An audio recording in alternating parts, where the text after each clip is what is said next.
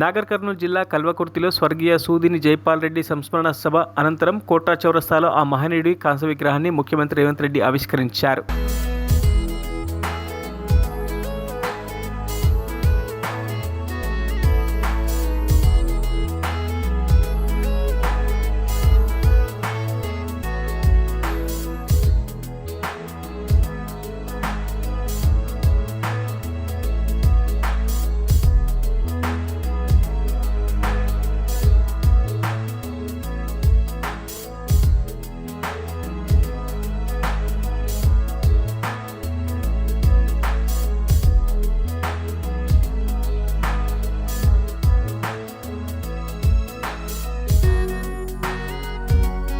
మరిన్ని అప్డేట్స్ కోసం మా ఛానల్ని సబ్స్క్రైబ్ చేయండి.